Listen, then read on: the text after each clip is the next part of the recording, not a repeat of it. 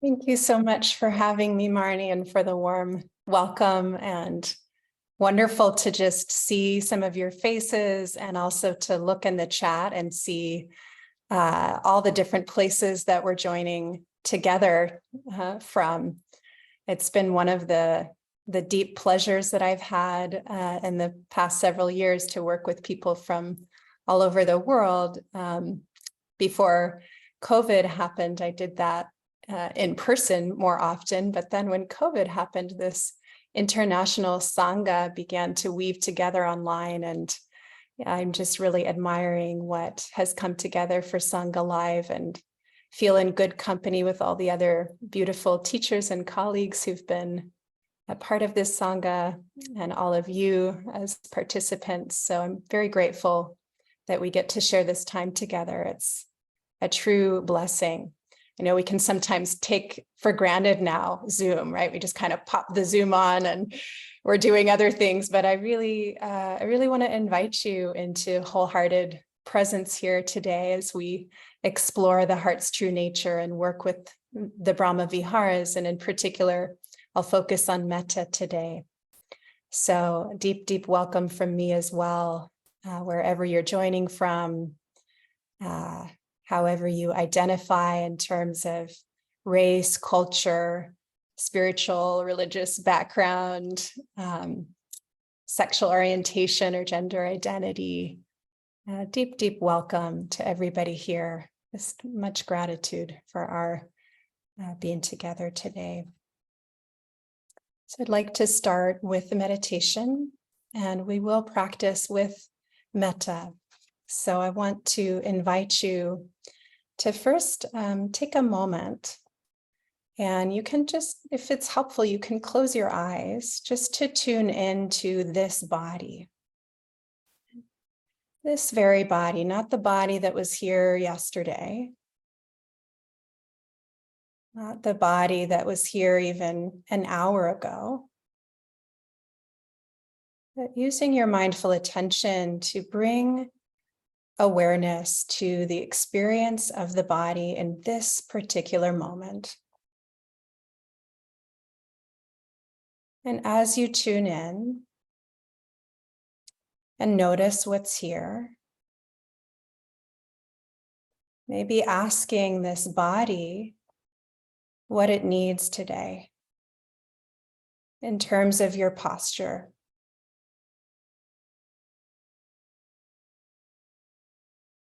So the Buddha actually taught in the suttas that we can practice metta in all the postures, whether we are sitting, standing, walking, or lying down. Maybe if the Buddha were alive today, he'd add like this posture, driving, or this posture in front of the laptop, right? More of a challenge. But staying with this moment, just tuning in to this body, the miracle of this aliveness that we call body. What does this body need? And then inviting you into a posture that feels like an expression of metta, of friendliness and kindness and care for your body in this moment, whatever it might be needing. So maybe some of you get an extra cushion, or you get a blanket, or the body is asking for lying down. Maybe you're on a cushion, maybe you're in a chair, or you're standing.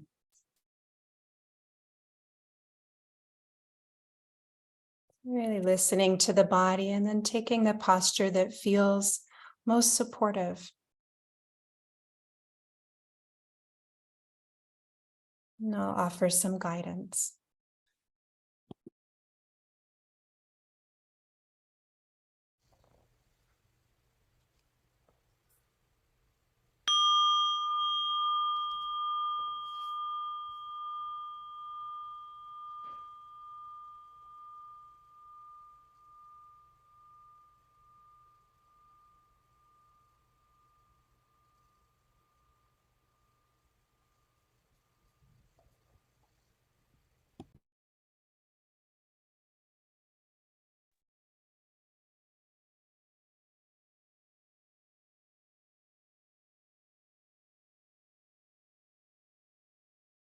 So continuing to gather and collect your attention back in.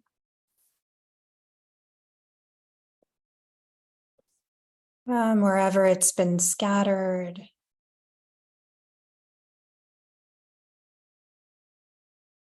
Many things can call for our attention in a week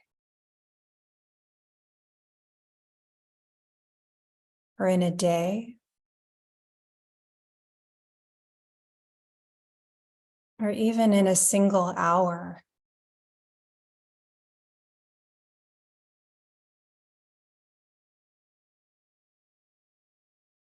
And so right now, as you gather and collect the attention back inward, just giving yourself the gift of your own full presence, here and now, just as you are.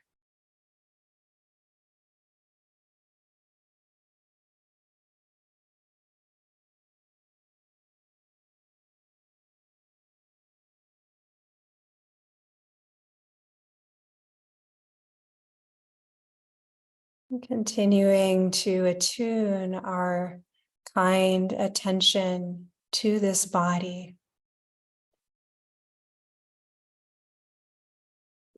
An invitation to, again, adjust the posture as you settle in. Listening to this body. It does so much for us.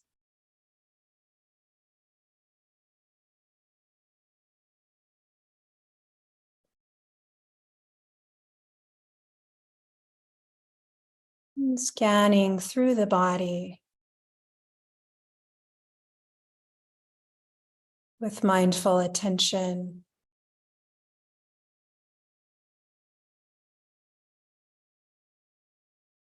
Just noticing any places in the body where maybe there's a sense of tension or tightness or any kind of discomfort or stress.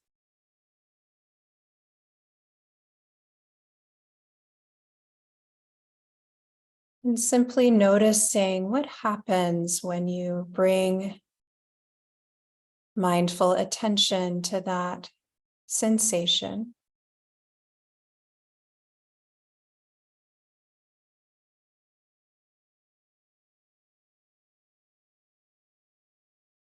When you invite that discomfort to be held and known with this non-judgmental quality of attention to what is.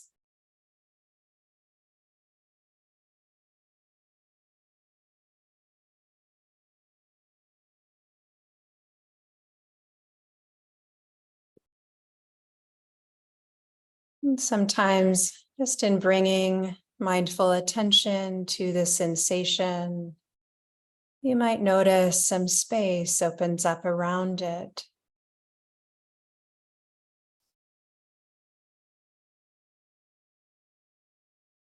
That the discomfort eases.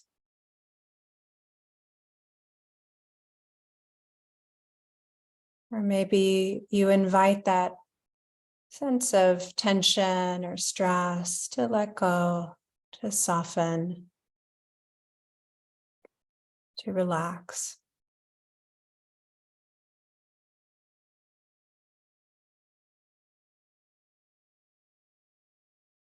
Or if this is not possible or not available to your body right now, maybe just softening around any tension.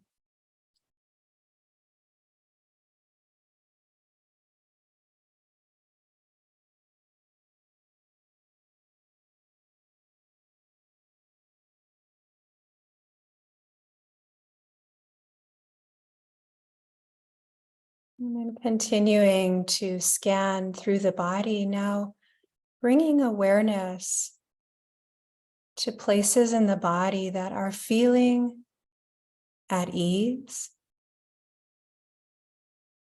Areas in the body that feel relaxed already.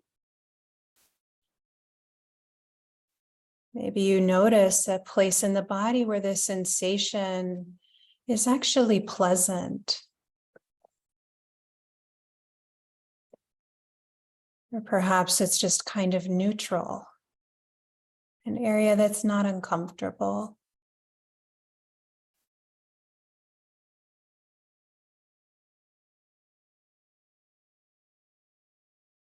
As you bring your mindful attention to that sense of ease, seeing if you can really stay present with that sensation.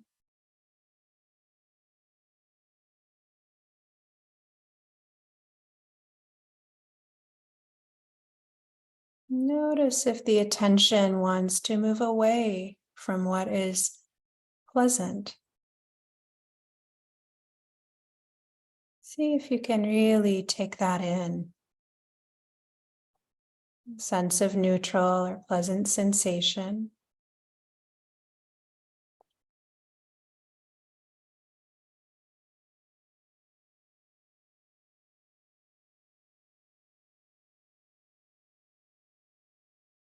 And then perhaps inviting that sense of ease to spread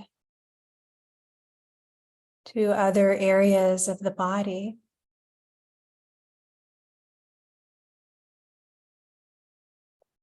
As you bring yourself to mind.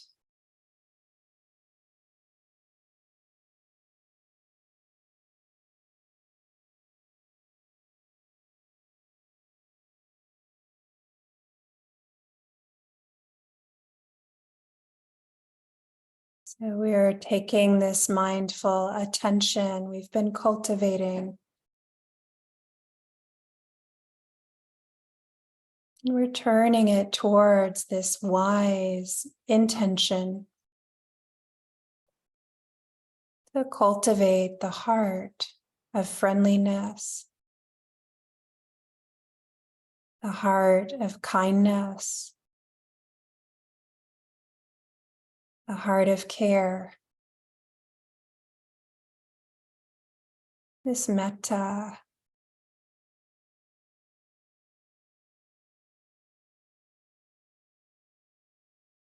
And so as we bring ourselves to mind, just reflecting,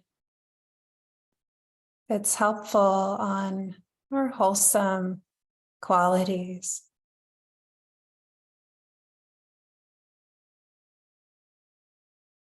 And if that feels uncomfortable for you to do, you're not alone in that. This is an exercise in stretching our capacity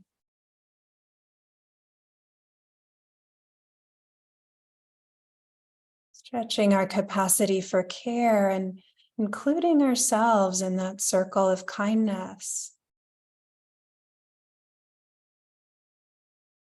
So maybe you reflect on the choice to be here.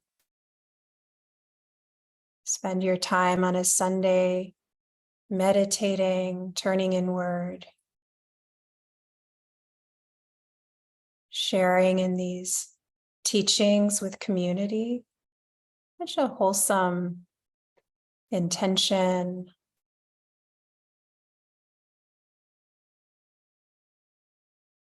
Maybe reflect on what it is that draws you here.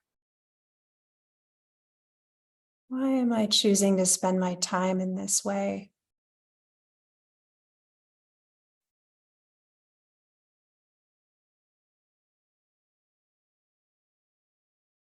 Chances are there's something very wholesome arising when you drop in that inquiry.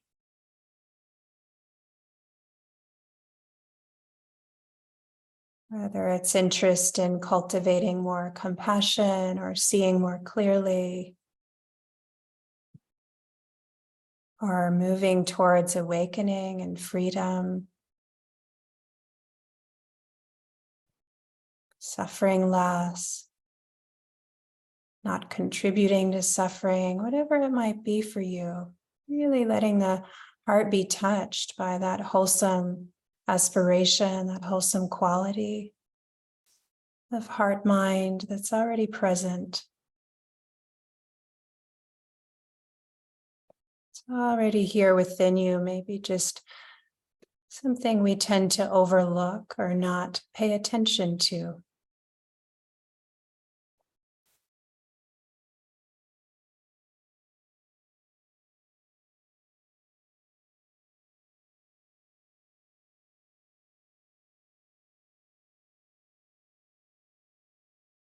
And we make space for the beautiful qualities to shine forth.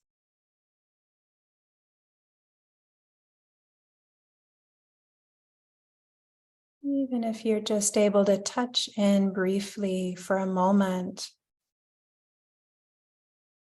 and then the judging mind comes back, or whatever else might happen for you, just letting that moment in.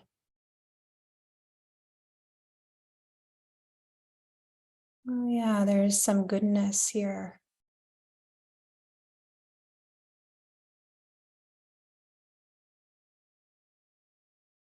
It's innate in us.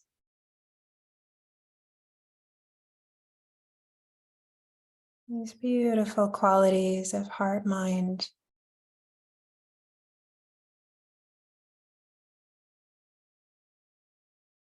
Available to all beings willing to turn towards the nature of the heart, mind, and cultivate this goodness.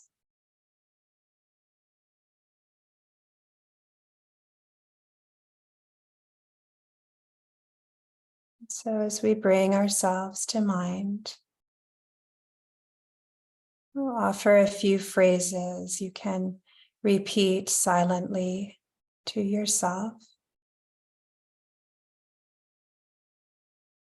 Just wishing yourself well as best you're able.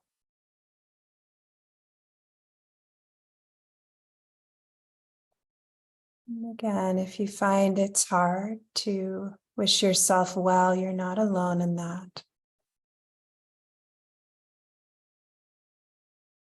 You might imagine that someone who really deeply cares for you, that they're offering these phrases to you, or that you're seeing yourself through the eyes of someone who really cares for you. How would this being see you?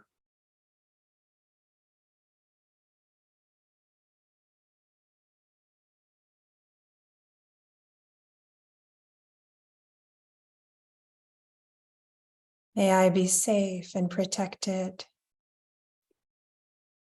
from both inner and outer harm. May I be safe.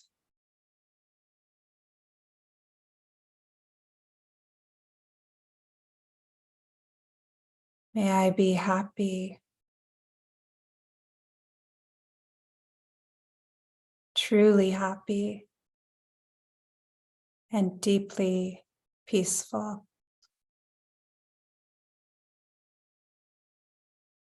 May I be healthy, or live with ease both in body and mind.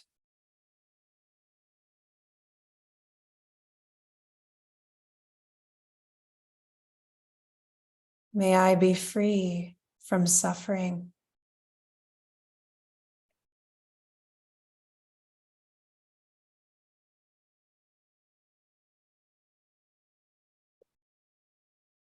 May I be safe and protected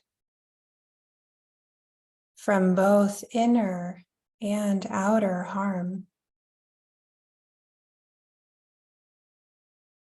May I be truly happy and deeply peaceful. May I live with ease, both in body and mind.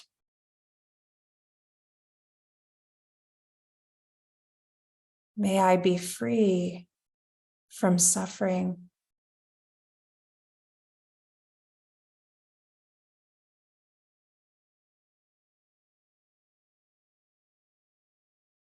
So an invitation to continue on wishing yourself well. You can use these phrases I've offered that are pretty traditional, or you might explore using your own phrases, finding language that helps you connect to this wish. And as you continue on, you might place a hand on the heart as you repeat the phrases, or one hand on the belly, just exploring some kind of soothing touch. This can help support the nervous system as we practice.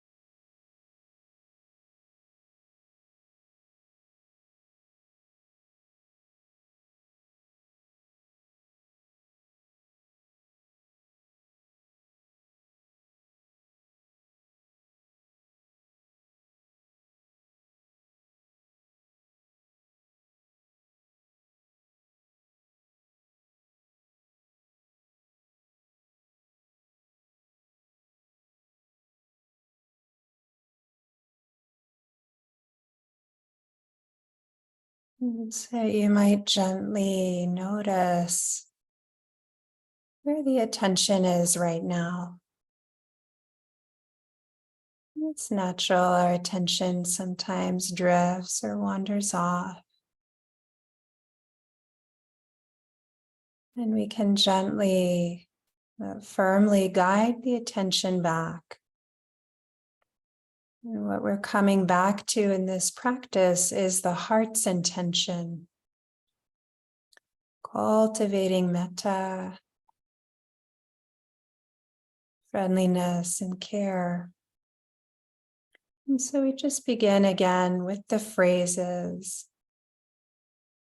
And the phrases carry the heart's intention.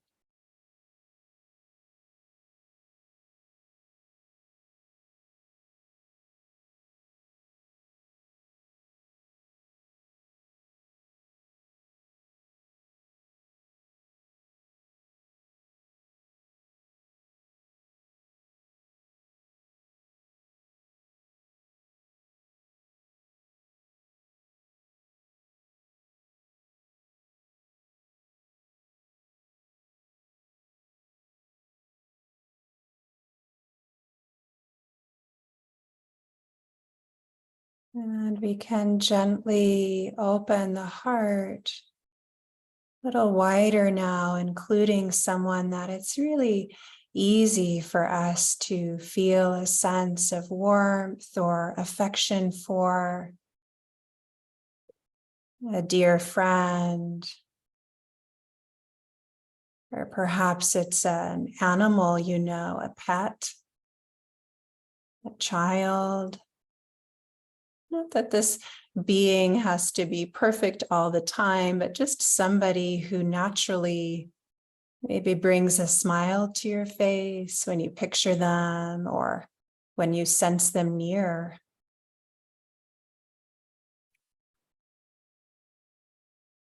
And so bringing them to mind.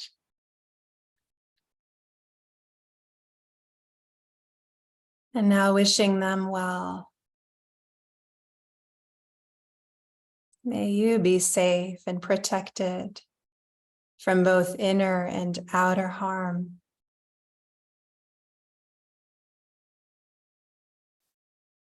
May you be happy and peaceful. May you live with ease in body and mind. May you be free.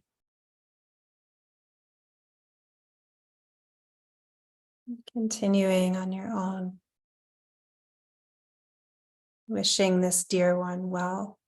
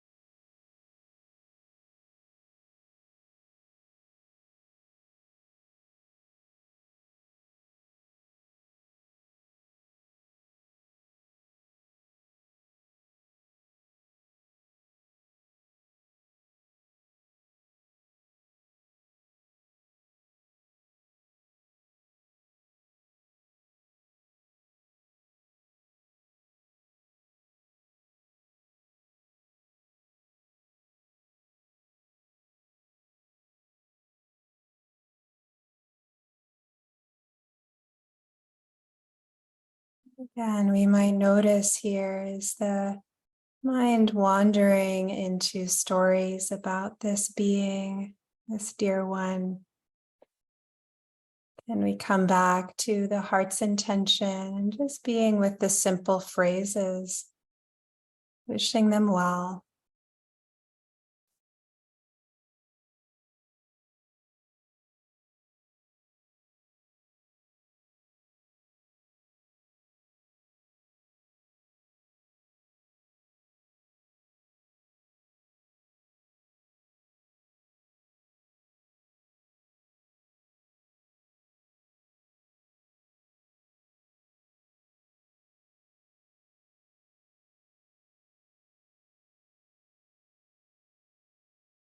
And we open the heart a little wider to a category that we call the neutral being. Someone we may see regularly but don't really know, don't have a strong liking or not liking kind of reaction to this being. Maybe it's a distant colleague at work or a distant neighbor. Maybe it's somebody who delivers your mail or a person at a store you go to regularly.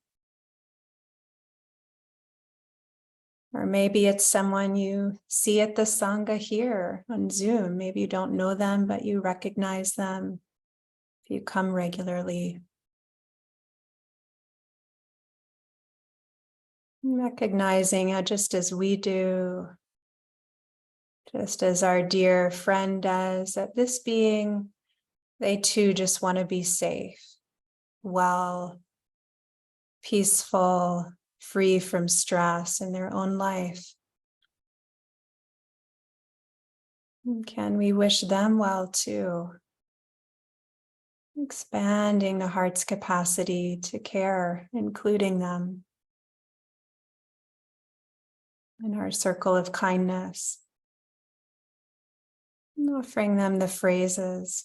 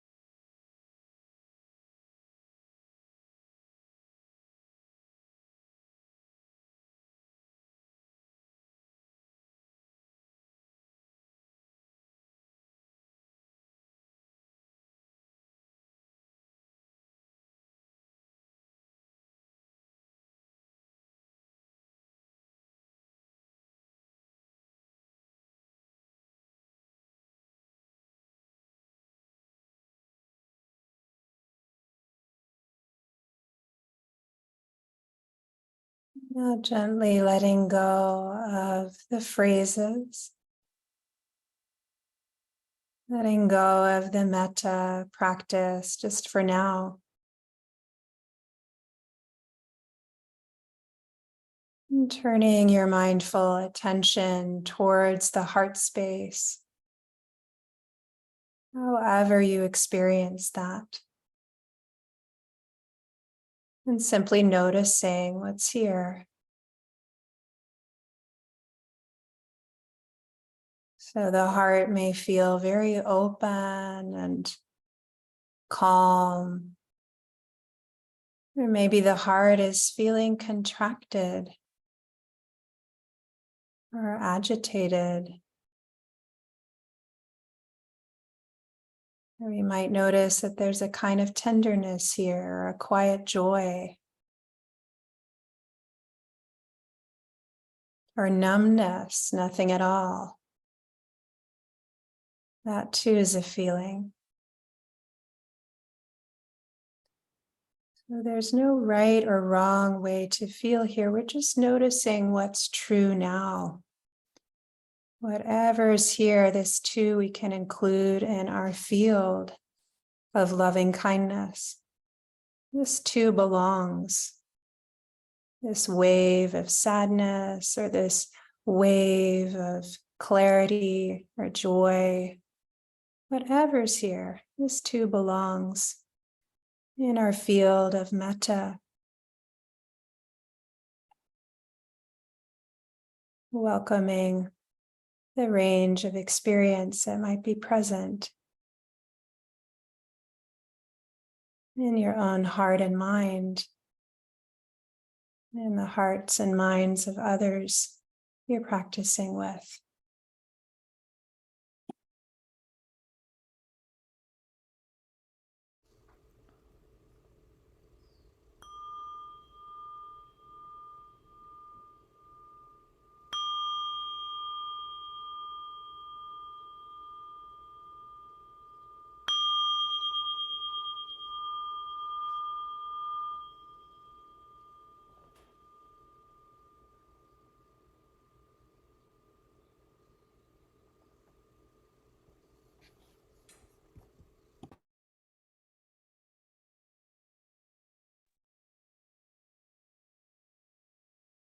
Oh, thank you, dear Sangha, for your practice.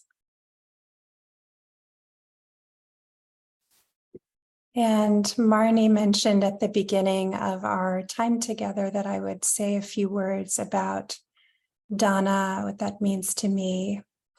And I'll just say a couple things quite briefly, because I understand sometimes folks don't stay for the whole period of time. So I'll just name that now. And at the beginning of our session, I was expressing my gratitude about being able to be here. And that gratitude really is gratitude for the refuge of the three jewels, right? The refuge of the Buddha, this being who woke up and had the compassion and generosity to share what he discovered with us. The gratitude I feel for the Dharma, right? The teachings of this tradition. And then the Sangha, right? The Sangha, the community of practitioners.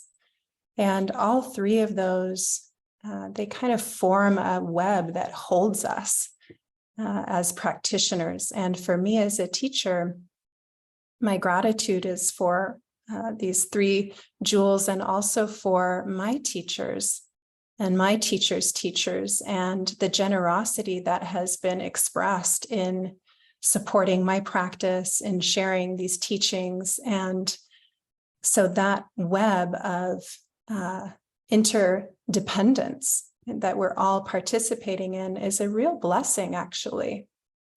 It's been amazing for me to feel the relationship between the gratitude for what I've been given as a practitioner and teacher, just the richness of this tradition, and then to be able to feel supported by the Sangha to continue practicing, and to also participate in giving and dana for my teachers and students. And so there's something really wholesome in being part of that cycle, that we're doing something different here. It's not a fee for service kind of thing. So But I just wanted to share that for me, any dana that's offered is shared between Sangha Live, which is a value of mine. I like to give to organizations like this that are bringing in lots of different Dharma voices and perspectives and reaching people in different parts of the world.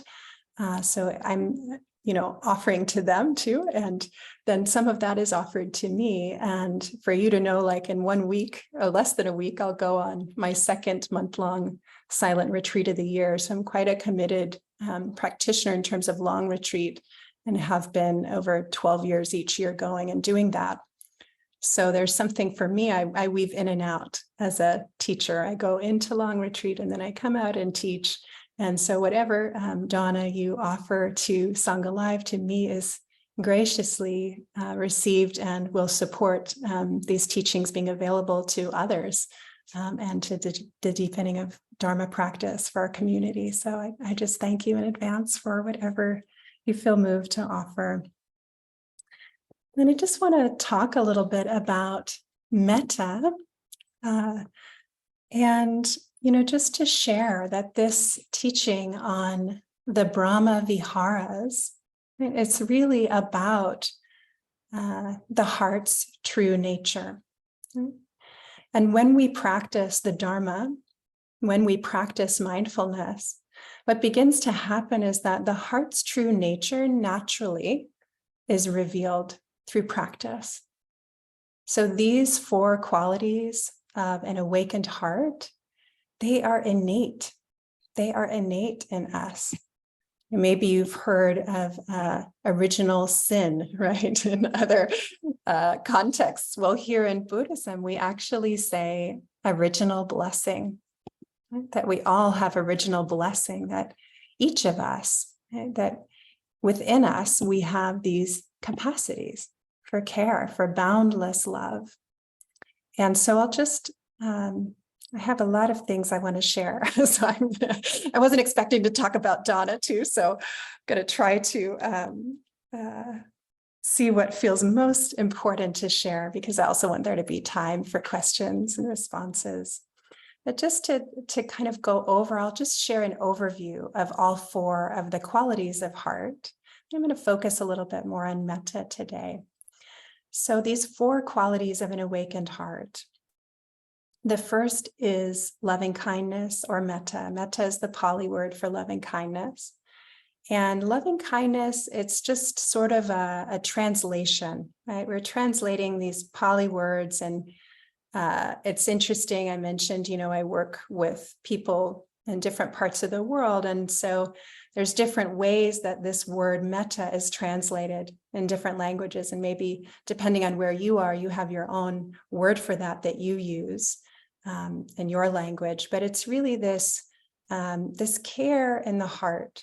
It's an unconditional love and friendliness that recognizes that all beings share the same basic human needs. So there's not a being on the planet that at the end of the day doesn't want to be safe, doesn't want to be well in their body and mind, happy, peaceful, right? Free from suffering. It's just natural. These are basic human needs. And then touching into the, sorry, something came in the chat, distracted me.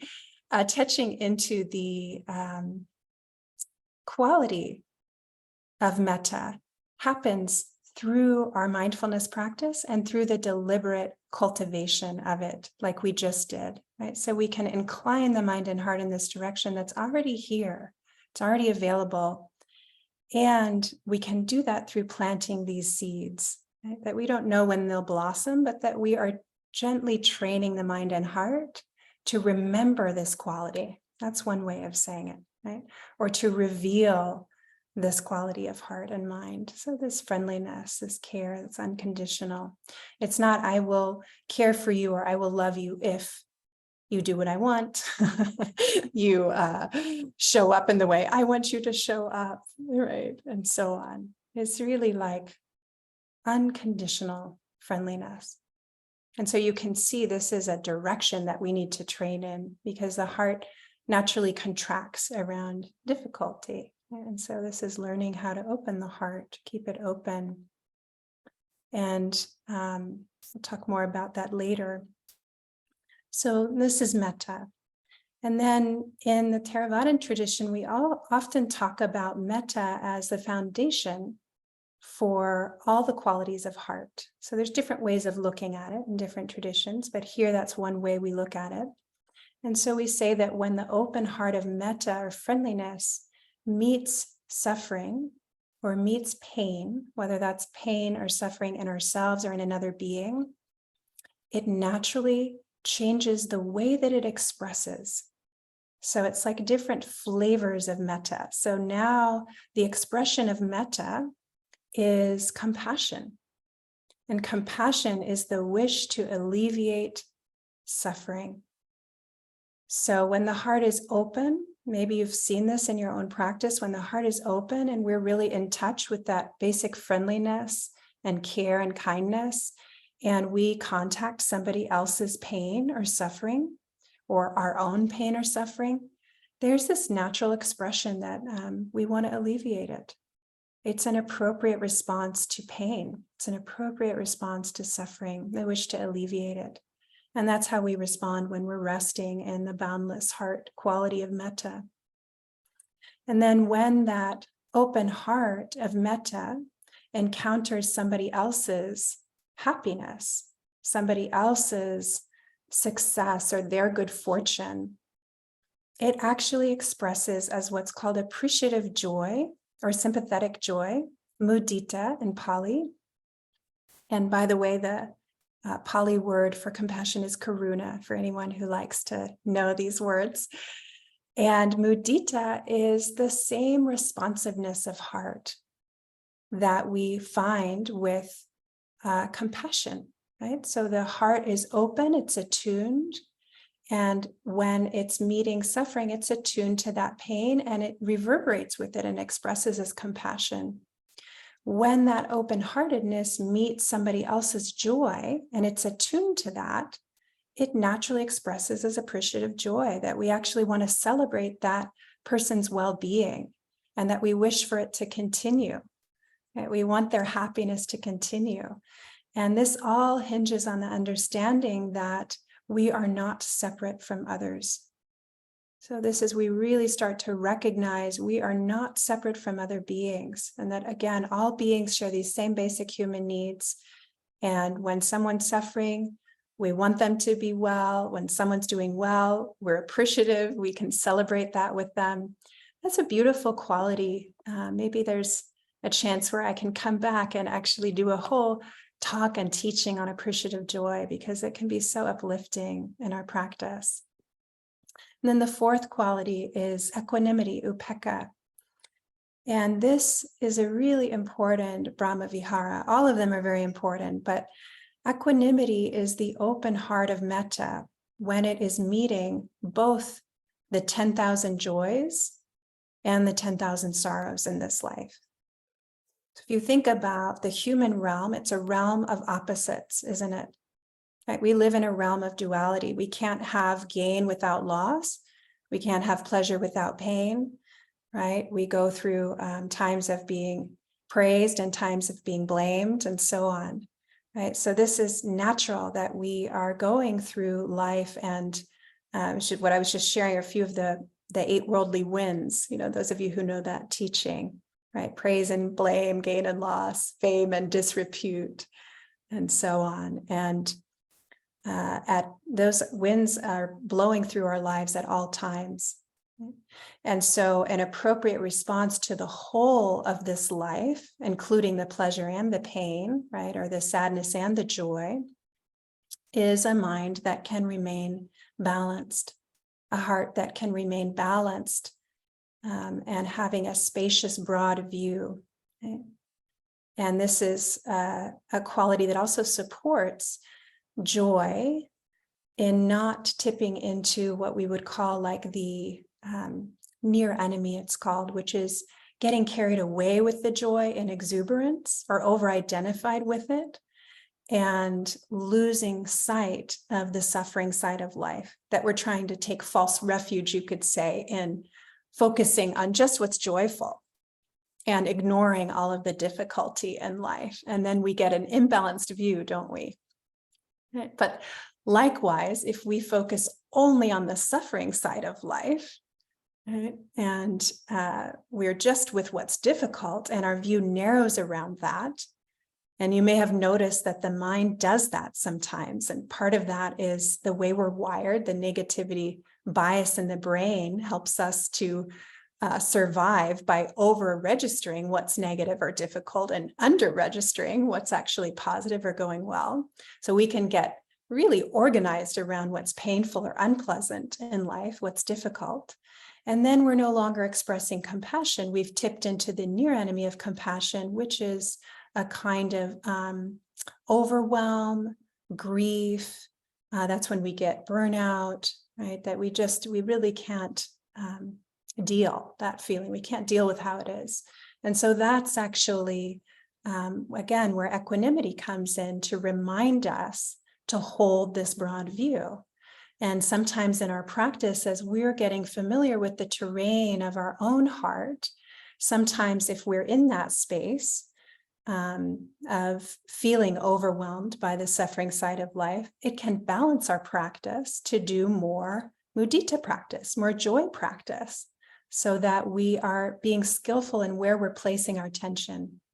Because as the Buddha taught, to that which we pay attention to that does the heart and mind incline. Right? So all of these Brahma Vihara practices, skillful means for cultivating, right, wise intention. And we're doing that through where we place our attention. Likewise, as I was mentioning, if we're too much on the joyful side in a way where we are trying to ignore what's difficult, then it might be helpful to do more compassion practice or to do equanimity practice. So all four of these qualities, they are expressions of an appropriate response, you could say. So this is the responsive nature of the heart. And the phrase Brahma Vihara, right? The four Brahma Viharas. So Brahma is like divine, and Vihara is like a dwelling. So this is a divine dwelling place. These are divine dwelling places for the heart. They're internal dwellings, right? You could think of it as like an inner volition, right? An inner alignment, an inner intention that's wholesome. And when we hear divine dwelling, divine can sometimes we think, oh, out there, divine. But it's really, again, it's in here, right? And what's divine about it is that it is boundless. Right? That's the other way we talk about this, the four boundless abodes. So when the heart is not bound, contracted in some of our other places that we dwell. Have you ever heard that phrase? Oh, you're dwelling on it, right? We can dwell in worry, can't we? We can dwell in fear. We can dwell in anxiety. These are not such helpful places for the mind and heart to dwell. They tend to lead to suffering. And so these qualities of heart support this wholesome dwelling place. I was reflecting on this, and I was reading a book. I'll put this maybe in the resources page that Marnie was sharing. It's a book from Ajahn Pasano about the four Brahma Viharas, or sometimes they're called the four immeasurables. And he was talking about a monastic in their community who actually shifted from talking about metta in the traditional way and started speaking of it as mature emotion. And I thought that was really interesting. And, you know, as you hear all the Dharma teachings, it's always good just to check it out in your own experience. How does that land for you? And I really liked that, actually. That makes sense. It's like, this is actually a developmental process, being human, right? And so as we come into this understanding of interdependence, a more mature relationship to suffering within ourselves and other beings, then the heart starts to express this, right? This more mature emotion, that this caring heart, right? We're less contracted in our kind of pettiness or being self-referenced, or what about me? Mudita is good for that. Mudita is good for that, because if we're only thinking about our own happiness, right? Our own, this delusion of a separate me here that's trying to figure things out in my life to get things arranged the way that will work for me. Because life goes up and down, is probably more of a recipe for suffering than it is for happiness, isn't it? Because I'm just referencing this one being, and sometimes things are going well and sometimes they're not going well, right? In terms of outer conditions. But if my internal alignment is around cultivating a wise relationship to life, I can be having a difficult experience in life, or things can be not going so well. And I can practice turning my attention towards mudita practice, appreciative joy. And then doesn't that increase my chances of joy? If I can celebrate others' joy, that's countless opportunities for happiness, right? If I'm focused on myself, not so much, right? This is just one being with changing conditions. Right? So that can be helpful, like turning our attention towards others. The Brahma Viharas, they're a relational practice. And so one of the other things I want to share about the Brahma Viharas is that the categories that we go through, we went through a few of them today. Those categories, generally they go from where it's supposed to be easy to more difficult. And so we, a whole other topic I'm going to refrain from getting into, but we start with ourselves. And for many of us, that's actually not so easy. It's difficult, and that's natural if that's you. But we start with, ourselves, somebody who we care for, who it's easy for us to love, maybe a benefactor, someone who's helped us, somebody more neutral. And then eventually we open to someone who's difficult for us, right? And all beings everywhere. So one of the things that is not often talked about is, if you really reflect on those categories, they are mental constructs, right? Because you might be somebody else's neutral person, right? If you look here on the screen, those of you who have your video on, or even just seeing the names, right? For many of you, maybe you're the neutral person for others here, because there's no established relationship, right? Maybe don't have a strong opinion one way or the other. Right? And then likewise, right? You're somebody's beloved. You're somebody's dear one. Right? And you may be somebody's difficult person, right? So we actually can see the Brahma Viharas open us to not to self. And they show us where our hearts are closing down as a result of the constructs in our own mind, right? How we get fixed views around others. Oh, that's the difficult person, right? That person's kind of neutral. They're like an extra in the movie of me. This kind of view, right? And so it helps to dissolve all that when we start to see how the categories are interchangeable. They're not fixed. And so one of the things that's quite interesting, I had practiced, so Metta is a huge part of my practice. And I had practiced with Metta for quite a while with somebody who was very difficult for me. This was maybe 15 years ago by now. But this person, this was in a job situation. They were my difficult person consistently. Every time Metta came up, this person came to mind, right? You all know who that person is for you. So every time this person would come up, right? Every time. And I worked with this person as my difficult person for maybe a whole year, I want to say. It was quite a while. And what happened is that they moved from my difficult person to somebody more neutral. in my own mind and heart. I just kind of saw them as a neutral person. And then as I kept practicing, they actually turned into more the easy being, like kind of the dear friend category, the person that just naturally brought a smile to my face when I would picture them. And what happened is that this person, we stopped working together in the context we were working together. We lost touch. And I went on to teach, many mindfulness classes where I would teach about Metta. And I would tell this story. And I would talk about this difficult person who shifted to somebody neutral. And then eventually what happened that was quite interesting is this person got interested in meditation. And he ended up in my meditation class. And I just felt warmth and affection for him. Didn't cross my mind that he had been my difficult person until I went to tell the story about this shift that happened. I looked around the room and I realized, oh my God, that person is here in the room with me.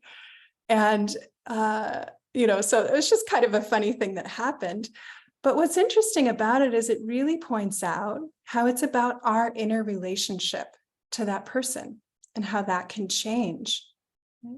And so, you can just imagine the implications for someone very difficult in your life. And the last thing I'll say about Metta, because I'm aware of our time, and I do want to open space for sharing around this. But when we talk about the open heart of Metta, we're not talking about keeping the heart open in a way that it doesn't close sometimes, right? That's the nature of the heart. It's just like the nature of the breath, right? The breath, we inhale, we exhale, right? The heart opens and closes. It opens and closes, right? This is the nature of the heart and the mind. And so when we're practicing Metta, we want to honor those places of contraction that come up because, yes, sometimes it's a reactive heart and mind, and sometimes it's information, isn't it? Like that person's difficult for us for a reason. And so maybe with the difficult person, even as we're moving in the direction of freeing our own heart from being contracted and carrying around suffering in relation to that person, it doesn't mean that we have an active relationship with them. Right? So we're not practicing like doormat metta, I'll call it. It's not about that, right? Neem Karoli Baba said, never throw anyone out of your heart. But then I add in, you don't have to let them back in your home. Right? So Metta it's a wisdom, right? All four qualities of the heart. So equanimity might come in and say, yes, I can move towards forgiveness for this person. And no, I don't want to have them in my home. I don't want to have an active relationship with them. And that's the appropriate response of this heart. Right? So if we think of all four Brahma Viharas, what's the appropriate response to changing conditions? We can work with that. Oh yeah, and someone in the chat is asking a question around forgiveness for self. So forgiveness for self is a whole other topic. And I think that what I would say about that, and then I want to open it for others as well for time for your responses, your questions, your shares. And I am happy to respond to others as well. So I'll open it up now for that. You can put that in the chat. I also love seeing your faces, those that are comfortable with that. You can raise your hand under the reactions button. That is welcome. But just to respond to Brian's question, what about forgiveness for yourself? So this is very important in our practice. And one of the distinctions that Buddhism makes, as I understand it, as I've understood it in my own experience and working with students, is that there's a distinction between guilt and remorse. So we can be unskillful as human beings. Anybody notice that? Right? It's hard to be human. So we make a lot of mistakes and we cause suffering for ourselves, for others. And that's really natural. Right? It's really natural that we do that. And in our practice, we want to get curious about where we get caught in suffering. Right? How are we creating suffering for ourselves and for other beings? And so when we meditate, there's a relationship between how we're living in daily life and then that's showing up on the cushion, so to speak. Right? So anyone had that experience? You're sitting in meditation or you're on a retreat and the mind is just ruminating on something you said or did that you wish you hadn't said or done, or dragging around, 10 years ago, this happened. And yeah, that's just, of course, right? Thank you for your honesty, those of you raising your hand, right? We know how that is. And seeing our unskillful actions with mindfulness is really helpful because that is moving out of delusion, right? Ignorance, the Buddha's teaching on what actually causes suffering is not seeing things clearly.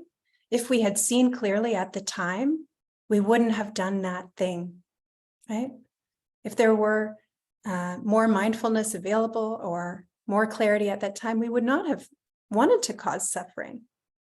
Because again, these 4 qualities of heart, right? They're innate in us. We don't want to cause suffering, right? That the heart is kind. We have that natural tendency. And so when we recognize that, it's skillful that we feel remorse because the remorse is information for us about how we want to be in the future. So the moment of mindfulness of our unskillful past actions, the moment of mindfulness that happens in the present can condition future moments where we're more skillful.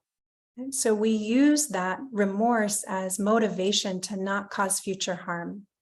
We say, yep, I can see, wow, when I'm hungry, right? Those of you who know the HALT acronym, right? When I'm hungry, angry, lonely, tired, I snap at my partner. Or for me, one of the things I notice, if I'm in a rush, I can be unskillful if I feel rushed.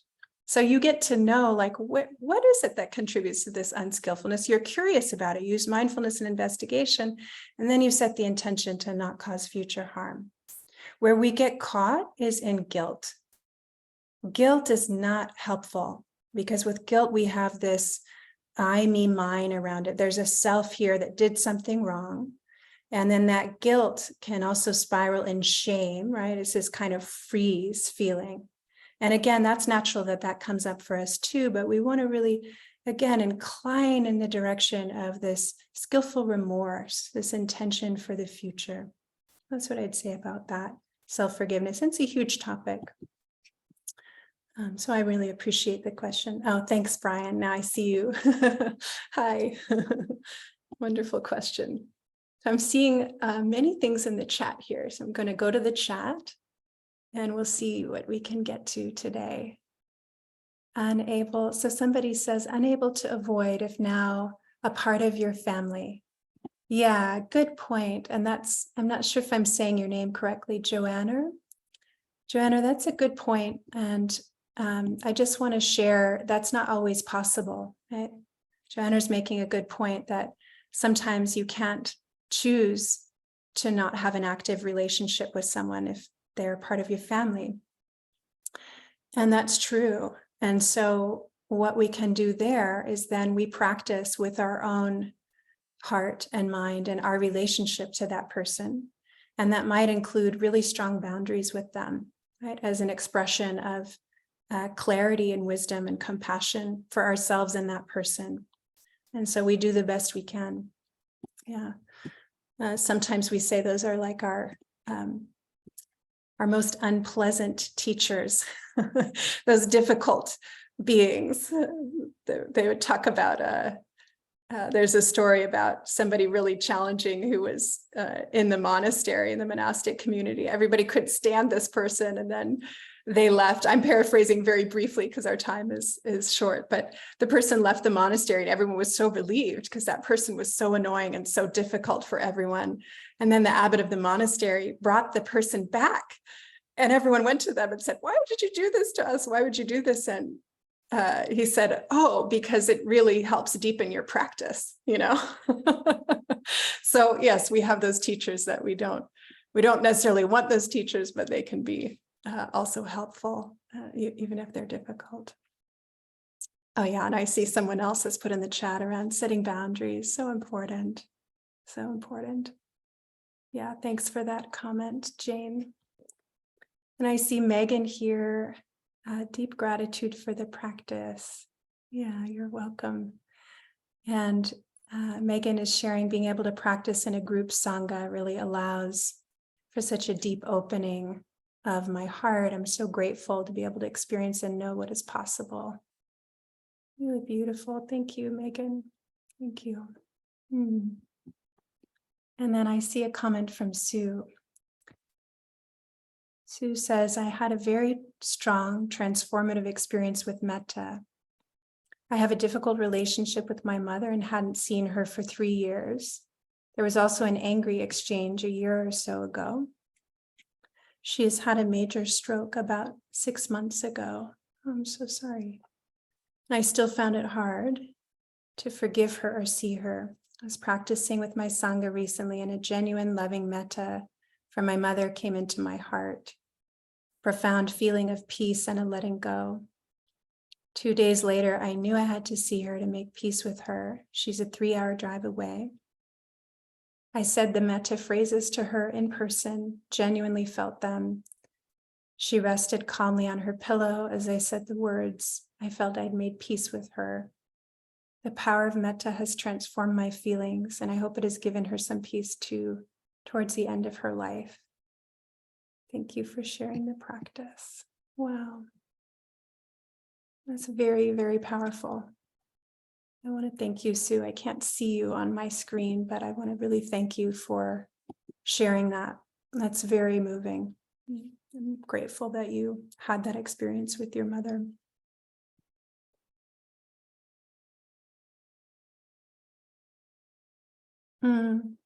And I see a comment from Myra.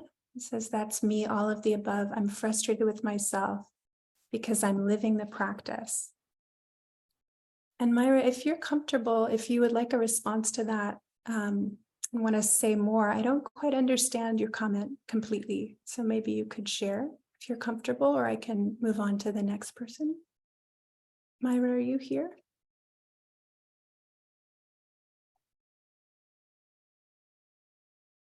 Okay, I'm not seeing Myra. I'm going to keep moving. And then Myra, if you change your mind and want to ask your question, I'm quite happy to respond. And I see Anthony has a question here. Can you say something about overwhelming mood swings? Yes, I can. Anthony, would you mind saying a little more about where your question is coming from? Would it be okay for you to unmute and share a bit? Are you comfortable with that?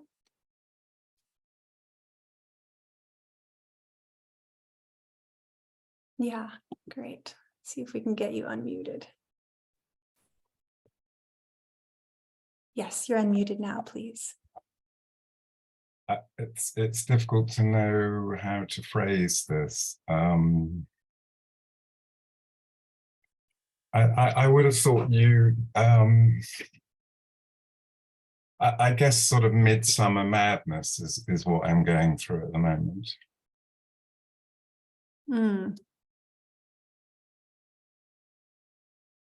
So, are you, go ahead, yes.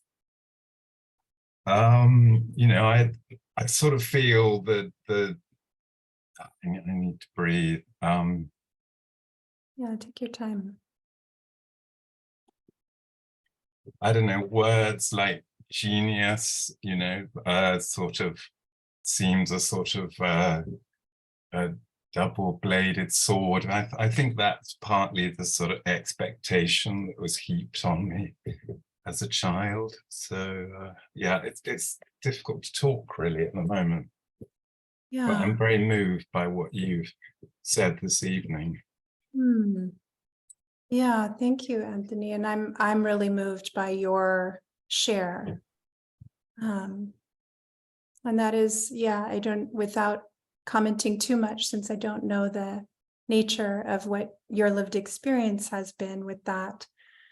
In terms of the mood swings, and practicing with that in relation to the Brahma Viharas, equanimity can be a real support. So just noticing, practicing, observing the fluctuations, right? That sometimes, and all of us are, different. There's different conditions in our lives. We're different lines along the spectrum. We have different histories and all these, causes and conditions that contribute to our emotional life and its expression. And so for some of us, like when you said big mood swings, some of us it's like this. And some of us it's maybe more like this. And some of us we've learned to compartmentalize our emotions. They're way over here, right? And some of us, so there's lots of different ways that is experienced for us as human beings. And in terms of practicing with that, equanimity can be a real support as we observe the fluctuation. Okay, it's a really big, it's a big swing right now, right? Or the energy is really high in the body, or the thoughts are moving really quickly in the mind, for example. But we're learning how to rest back in that equanimity that's receiving, okay, this moment is like this, and stays present for the changing nature of the heart and mind.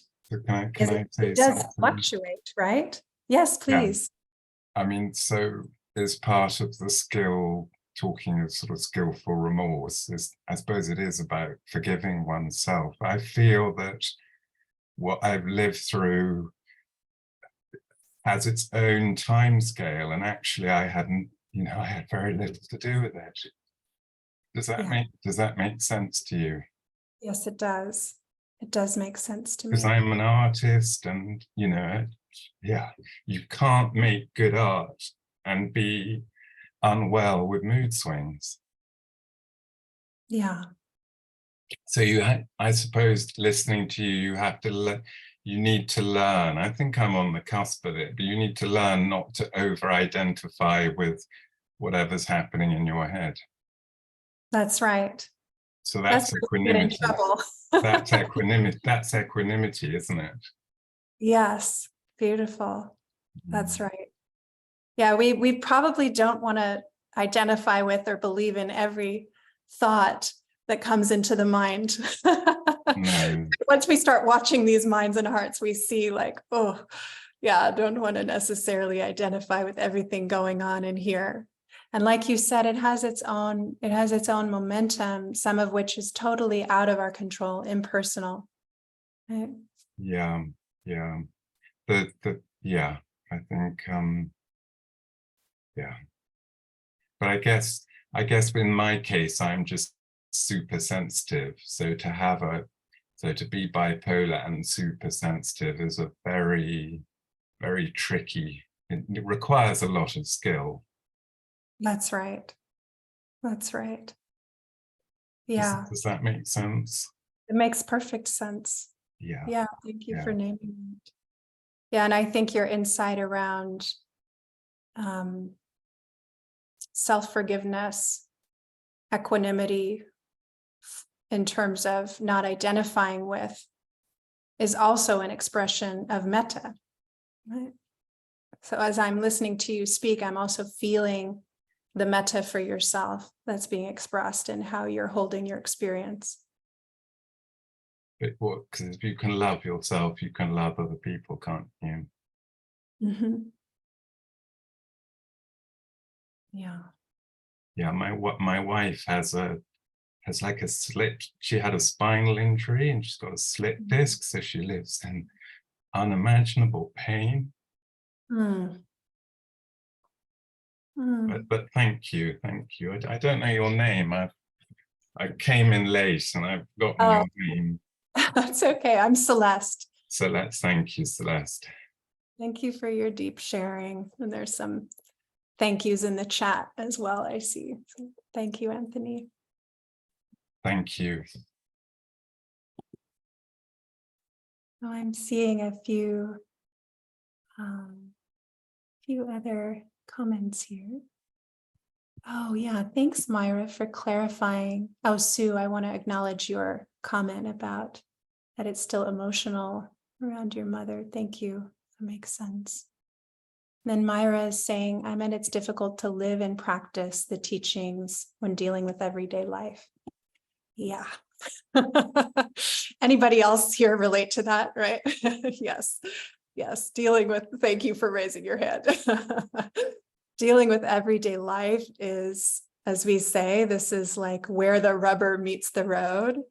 So it's one thing to practice, in seclusion or on our cushion or with ourselves. Just dealing with our own crazy minds is enough often, right? But then we go out into the world and we're dealing with others, right? We're dealing with relationship, with work pressure, with what it means to live a meaningful life in these times. And so that is where I would say the Eightfold Path teachings come in.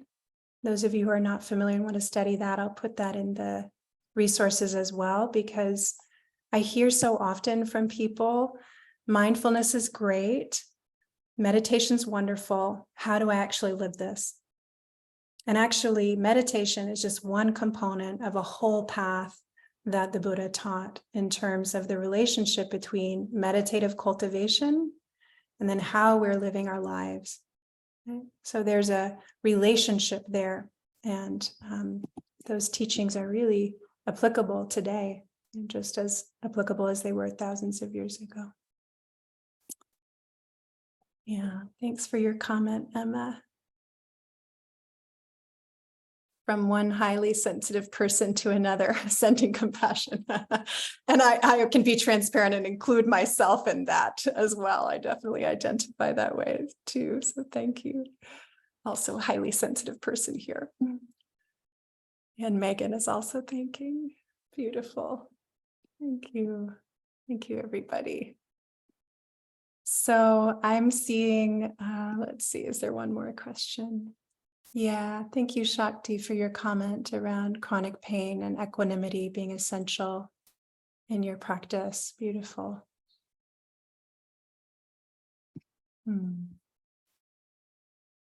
All right, I think that we are nearing the end of our time here.